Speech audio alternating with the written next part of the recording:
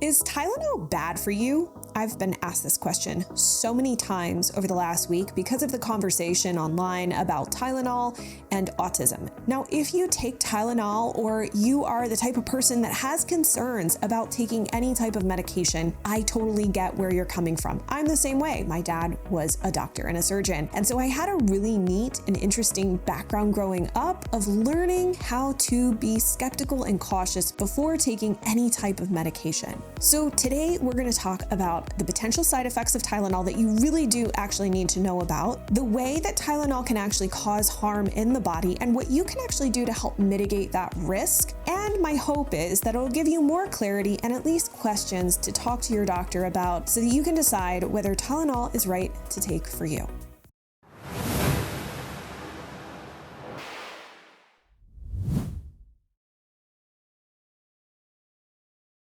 I'm sure you've probably heard the whole firestorm that is happening over the conversation about Tylenol, also known as acetaminophen, and all of the potential risk that has gone on in regards to this conversation that was started about the potential association between taking acetaminophen during pregnancy and potentially being a possible contributing factor towards causing autism. Now, listen, I am not going to get into that today because I don't have experience working with autism. However, this has sparked curiosity in my clients and in my community about whether Tylenol in and of itself is even safe.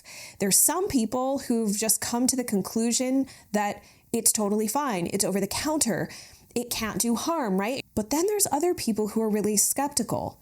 They're really uncomfortable taking any type of medication, especially when they're sick, and they would rather suffer through the illness than potentially even take something like acetaminophen to help with, say, a fever or something like that. So I thought I would share my experience with you today because specifically with acetaminophen, I have this really interesting story, and this is how I became very aware that even over-the-counter medication can cause problems. So if we don't know each other yet, my name is Jennifer Fugo. I'm a clinical nutritionist, and I work with adults all over the world who are struggling with chronic skin and gut issues, who really are looking for a functional approach to essentially fixing their skin, because they want to be free from that. They want to get back to their life. And so part of the conversations that we have to do with medication versus herbs versus supplements, things of that nature. And that's why this conversation is so fascinating to me. So if we go back in time about 20 years, I happened to be reading, I think it was a Time magazine article, and I came across this article that I found absolutely fascinating. It was about a young woman who had taken Tylenol, aka acetaminophen, and ended up hospitalized because she was ending up with this essentially like necrotic, rotting skin situation that was horrific, terribly painful, and awful and sudden. I went to my dad, who was an ophthalmic surgeon, and I was like, Dad, what the heck is this? This condition is called Stevens-Johnson syndrome. Like, what? Like, should I not be taking acetaminophen? Like, I freaked out. I was really, really nervous. And so this was one of my first introductions into the concept that I oftentimes share with clients, is that we cannot assume that because something is easily accessible necessarily means that there is no risk. And this same principle applies not only to over-the-counter medications, but it also applies to herbs and to nutritional supplements. Because there is such a thing as more not being better. And now we're having this conversation, and you have some individuals who are saying, oh, it can't cause any harm. And the reality is, you can very easily look at side effects, and you will see that there are side effects to acetaminophen. And there are some significant ones, like the one that I just mentioned. And so before we make judgments about whether something is or is not safe, the conversation is really a nuanced one, especially when it comes to how acetaminophen and all the other names that this medication is known by impact your body. And so I wanted to share a little bit of information about that for you today, especially if you're somebody who is living in chronic pain and maybe you are using acetaminophen to help you cope. This is important. So let's talk about 2 significant side effects that you need to know about. It's important to know the types of medications that acetaminophen is in. So you obviously know Tylenol, but it's also in other medications. And I'm going to look at my notes to just make sure that I get these all correct for you. But it's also in paracetamol. There's another type of medication called Panadol. And it's also found in a lot of other types of medications that you may take for cold, flu, migraines, all sorts of things. So make sure to check the bottle for acetaminophen. Now, there are side effects, as I had shared in the previous section, that you can locate very easily online on the label of the bottle. You can look at the little pamphlet that comes in the box with the bottle. That's another great spot to look. But to be honest with you, it's super easy. You just type into your Google search bar side effects of and the medication name, and everything will pop up. There's plenty of websites that will show you and give you that information. There can also be medication interactions that many of these websites will show you, as well as nutrient interactions. So the most notable issue with taking too much acetaminophen is liver failure, like outright liver failure that can potentially cause death. So it's pretty serious. There are a lot of individuals annually that are impacted by this. So it's not like this never happens. Just to give you some stats from a 2023 paper, there were 56,000 ER visits, 2,600 hospitalizations, and there's about 500 deaths annually from taking excess amounts of acetaminophen. So it's not like it's zero. So there is harm, and people do get impacted by this regularly throughout the year, unfortunately. In terms of other conditions that I mentioned, the one already, the Stevens-Johnson syndrome, it is considered to be a rare dermatologic emergency that's caused by, and I'm going to read this because I want to get this right, an immune-mediated type 4 hypersensitivity reaction affecting less than 10% of your total body surface. And a more extreme version of this is known as toxic epidermal necrolysis, or TEN. And that affects typically more than 30% of body surface area. They are described, and I quote, as necrolysis and slowing of the dermal layer. And again, there's not zero people that this affects annually. It's actually quite a decent amount, 9.2 million cases of Stevens-Johnson syndrome annually, and 1.9 million cases of the toxic epidermal necrolysis annually. And to be entirely straightforward with you, there are other medications that can cause and trigger Stevens-Johnson syndrome. They include certain anti-epileptic medications, NSAIDs, certain antibiotics, even immune checkpoint inhibitors, and even infections. So I don't want you to think that it's just a problem with acetaminophen. But again, we don't know exactly who's going to end up with these conditions specifically. The liver failure, they do know. There's a certain amount of dosing that you can take of acetaminophen that will trigger that. So there is no question about that. Stevens-Johnson syndrome and this other condition, the toxic epidermal necrolysis, they aren't entirely sure why one person would develop this versus another who wouldn't with the same exact exposure.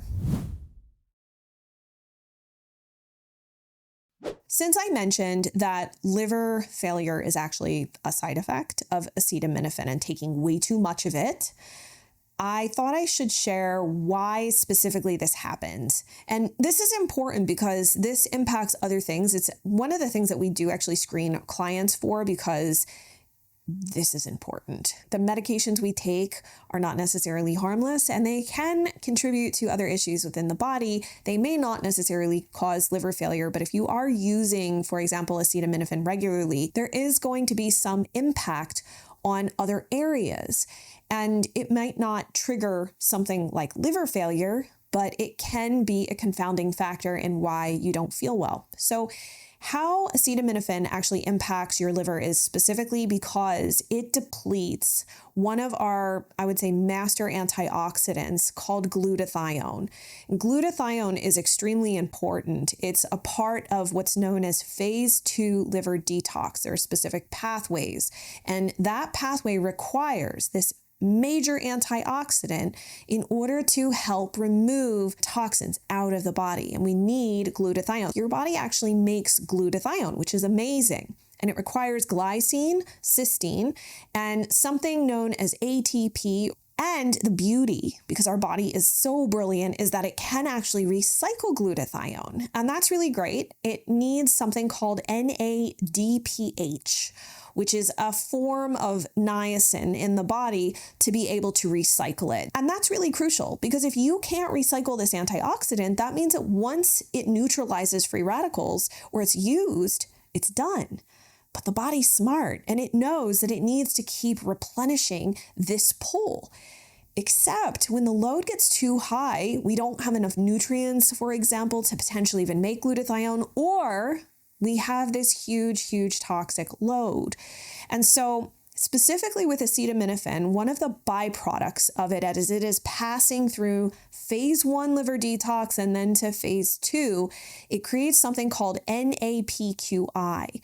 And that can bind to different things in the mitochondria and damage it. Your mitochondria is like the power plant of a cell.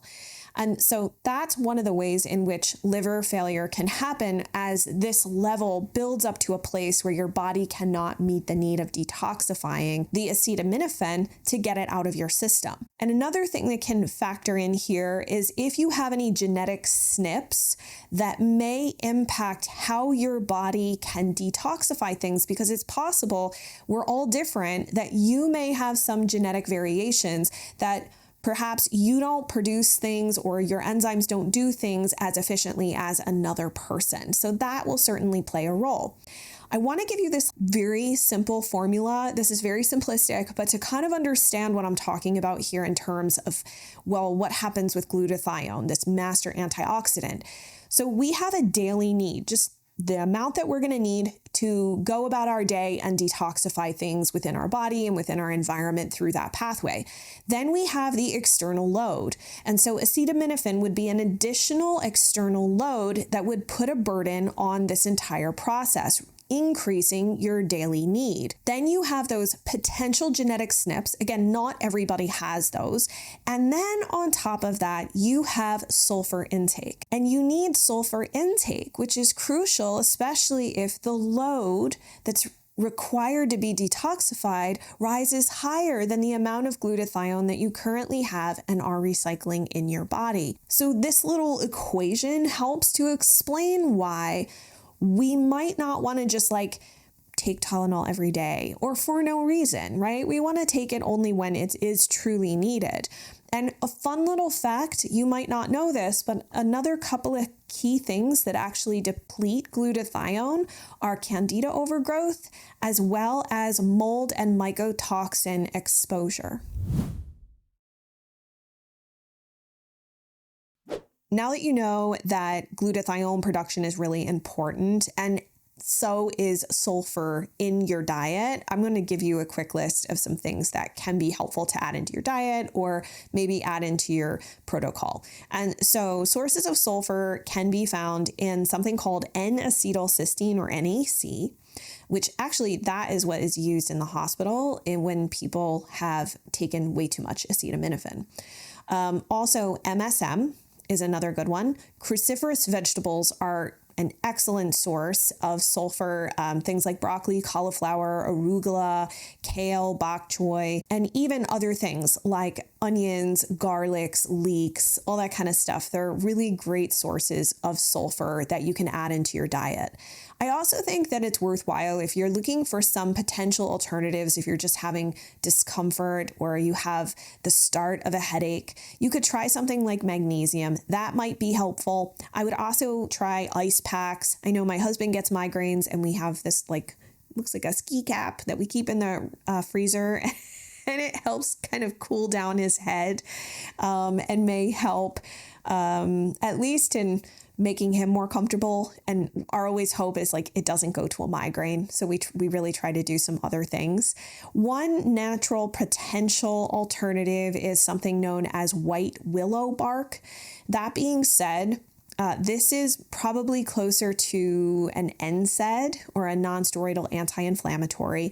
It actually contains a constituent called salicin, which is converted in the body to salicylic acid. And yes, it is a salicylate. So it's very similar to aspirin. And for those of you who may be pregnant or breastfeeding, there is no good safety information on this for you. So please speak with your doctor or provider to see if this would be something that's safe for you, because as I already shared, herbs can also cause problems. So don't assume just because it's natural that you're not going to have an issue. That's not the case. And you have to be especially careful with herbs during pregnancy and breastfeeding. And if you're looking for one acetaminophen option that maybe is considered a bit cleaner, I don't want to say that it's not going to cause potential harm. You can always, again, take too much of it, but it is essentially a cleaner brand with no dyes and no fillers. The brand is called Genexa. They're a brand that's more conscious of trying to keep the formulas fairly clean. So a lot of folks who are looking for less ingredients really appreciate that. With all this said, if you're wondering, would I personally take acetaminophen? Yes, I would. Sparingly, as small of a dose as possible that is effective, and as infrequently as possible. That's my personal preference. Obviously, speak with your healthcare provider to decide what is best and safest for you, given your various situations out there, because I cannot give advice on that. I'm not a doctor, but I do think that it's important to know that just because something is over the counter, just because in other instances things are natural or they are nutritive supplements, does not mean that there is not a risk in taking them, and more is not always better. And that gets lost amongst all the noise of people who are just screaming and shouting, yes, this is good, no, this is bad. And then for people like us, where we really want to understand the nuance, we want to have those conversations because we're not interested in allowing fear to be the overriding force of our decision making. That's where this conversation comes in, so that you can make the best decision for you and be safe with whatever your choices may be. So I'd love to hear your opinion, your experience on this whole acetaminophen conversation. Have you had concerns about this medication, or maybe you've just had concerns about the way it's being discussed? I would love to know. Please share that with me in the comments below. And then in the description, you'll find a link over to all of the references that I've used to help cite this article, as well as the full transcript, which can be found at skinterrupt.com/400. And if you're here watching these videos and you are trying to figure out what the heck is triggering your skin, making it nuts, and leaving you in a situation where you just don't have control over your day, your skin does, I want to help you with that. I have a great free guide that if you go to stopmyrashesnow.com, you can download this guide, get started figuring out what your root causes are that are lurking under the surface, and then get an action plan that can be tailored to whatever your specific conditions are, so that you can start actually dealing with what's driving things crazy under the surface. So again, you can visit stopmyrashesnow.com to download your free guide. And then remember to hit the thumbs up, especially if you enjoyed this content. I'm happy to make more about different medications that I oftentimes am asked about in my practice. And please subscribe to my channel so you don't miss any of the daily content that we publish here. Thanks for joining me, and I look forward to digging deeper with you in the next episode. If you enjoyed this video, you need to tune in to this video next. Then make sure to hit the subscribe button so you get notified as soon as a new episode drops. I'm excited to see you there and dive deeper with you on your skin healing journey.